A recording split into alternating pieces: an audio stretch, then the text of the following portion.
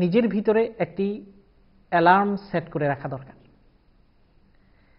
আমরা ঘরে যেমন ফায়ার অ্যালার্ম সেট করি, ধোঁয়া বের হলে ওই অ্যালার্ম বেজে ওঠে, আমার ভিতরেও আমার জিহ্বাকে কন্ট্রোল করার জন্য একটা alarm, tongue alarm set up করা দরকার। আমি যেমন বেশি কথা বলতে থাকবো, আরেকজনের সমালোচনা করতে থাকবো, আমার জিহ্বাকে বেশি ব্যবহার করব, তখন যেন ভিতরেই আমাকে কেউ একজন বলে উঠে, guard your tongue, control your tongue, তোমার জিহ্বাকে তুমি কন্ট্রোল করো। জিহ্বার কন্ট্রোল করা, হারাম কিছু আস্বাদন না করা, এটাও তার অন্তর্ভুক্ত। আল্লাহ নবী বলেছেন, তুমি যদি দুটি অঙ্গকে কন্ট্রোল করার দায়িত্ব নাও, তোমাকে জান্নাতে নেওয়ার দায়িত্ব আমার। সুবহানাল্লাহ, আল্লাহ নবী আমাকে জান্নাতে নিয়ে যাবেন, গ্রান্টার, জামিন। তুমি যদি দুটি অর্গানকে যদি তুমি হেফাজত করতে পারো। কি দুটি অঙ্গ যেগুলোকে হেফাজত করলে আমি জান্নাতে যেতে পারবো? নবী আমাকে হাত ধরে জান্নাতে নিয়ে যাবেন। তার মধ্যে এক নম্বর হলো মা বাইনা লাহিয়াই, তোমার জিহ্বা, তোমার মুখের দু হাড্ডির মাঝখানে যে ছোট্ট জিহ্বা, ছোট্ট একটি অঙ্গ, কিন্তু এটা খুব পাওয়ারফুল, শক্তিশালী। এই অঙ্গ দিয়ে তুমি সব ইবাদতকে ধ্বংস করতে পারো। এই অঙ্গ দিয়ে তুমি অনেক কিছু নষ্ট করে দিতে পারো। 30 বছর আমি একজনকে ভালো কাজ করলাম, তাকে টাকা পয়সা দিয়ে সাহায্য করলাম তার জীবন নির্বাহের ক্ষেত্রে। 30 বছর ইবাদত করে, টাকা পয়সা খরচ করে আমি যে সওয়াবটা অর্জন করলাম, 30 বছর পরে হঠাৎ আমি বললাম, আজীবন তো তোমাকে খাওয়াইলাম, আর কত খাওয়াবো?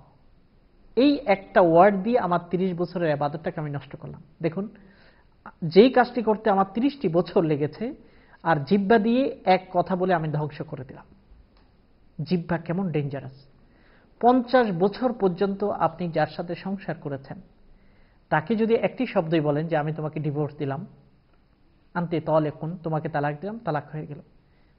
50 বছরের সম্পর্কটা ধ্বংসের দিকে চলে গেল। তাহলে জিহ্বা এটা ছোট্ট একটা অঙ্গ হতে পারে, কিন্তু এটার পাওয়ার, এটার শক্তি, এটার ফলাফল এবং প্রতিক্রিয়া অত্যন্ত বিষাক্ত, অত্যন্ত জঘন্য।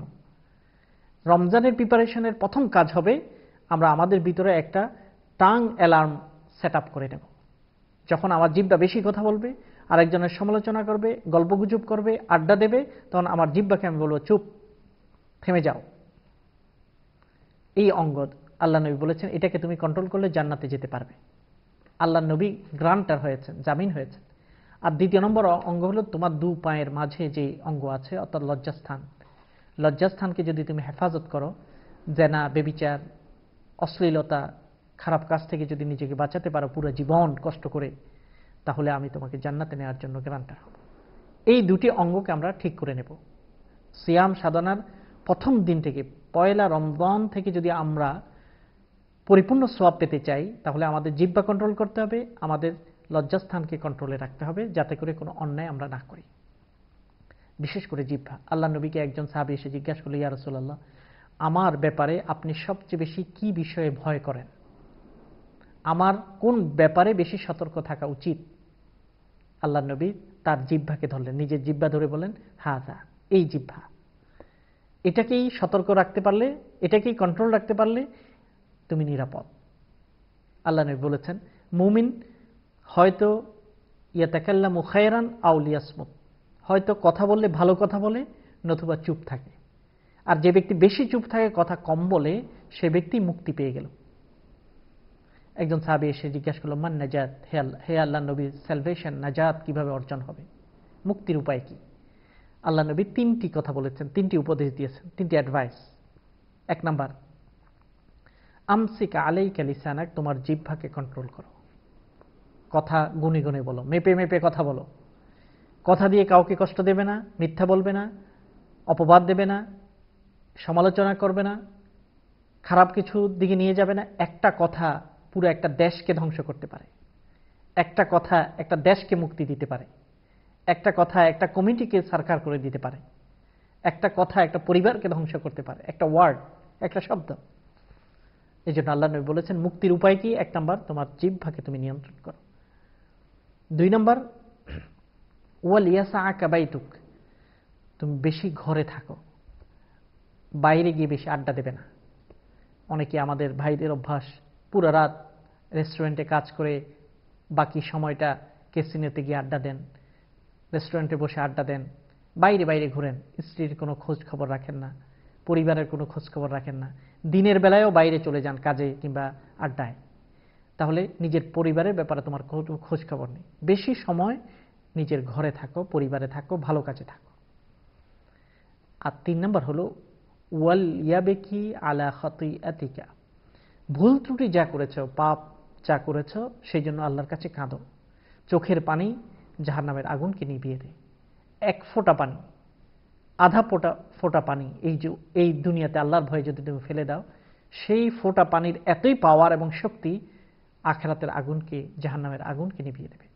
তাহলে 3টে অ্যাডভাইস মুক্তির উপায়: তোমার জিহ্বাকে নিয়ন্ত্রণ করো, ঘরের ভিতরে থাকো, আর গুনার জন্য কাঁদো আল্লাহর কাছে। পবিত্র রমাদানের প্রিপারেশনের জন্য আমরা বলবো যে প্রথম কাজ হলো আমাদের জিহ্বাকে নিয়ন্ত্রণ করা।